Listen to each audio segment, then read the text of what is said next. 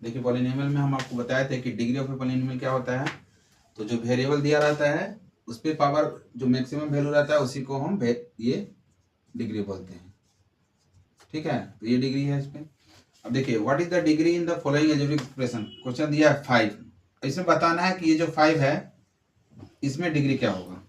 इस तरह question exam में पूछा जाता है। देखिए एकदम आसान है।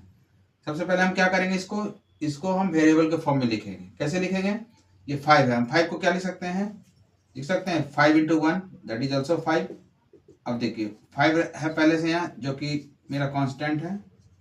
अब देखिए 1 भी कांस्टेंट है। अब 1 को हम किसी वेरिएबल के फॉर्म में लिख सकते हैं। मान लेते हैं वेरिएबल x है, तो हम कॉन्सेप्ट जानते हैं कि बेस टू दी पावर अगर 0 रहे तो 1 होता है। और मान लेते हैं यहाँ पे बेस x है, x टू दी पावर 0 1 होता है। इस 1 के बदले हम लिख सकते हैं x टू दी पावर 0।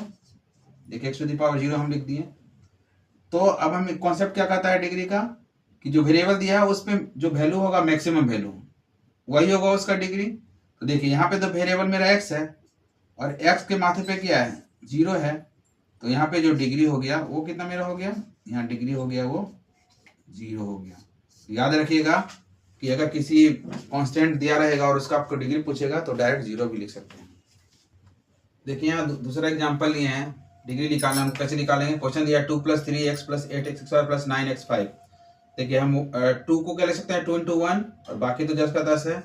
1 के बदले हम सिखाएं आपको कि x टू दी पावर 0 लिख सकते हैं। हम यहाँ पे लिख दिए क्योंकि x का वेरिएबल इसलिए इसके फॉर्म में लिख दिए।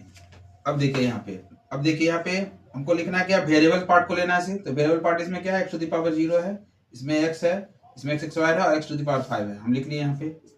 अब देखिए यहाँ पे पावर ऑफ x का मैक्सिमम पावर कितना है वो हम देखेंगे, लेकिन पावर ऑफ x क्या क्या है पहले देखते हैं। देखिए पावर ऑफ x कितना है, x टू दी पावर यहाँ पे 0 है यानी 0 है।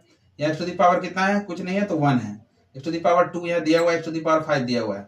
इसमें से डिग्री कौन सा होगा, तो जो मैक्सिमम वैल्यू होगा वही होगा। तो इसमें मैक्सिमम वैल्यू कौन है, देखिए इसमें 0 है, 1 है, 2 है, 5 है, तो ये 5 है, इसीलिए आंसर कितना हो गया 5, यानी डिग्री कितना हो गया 5।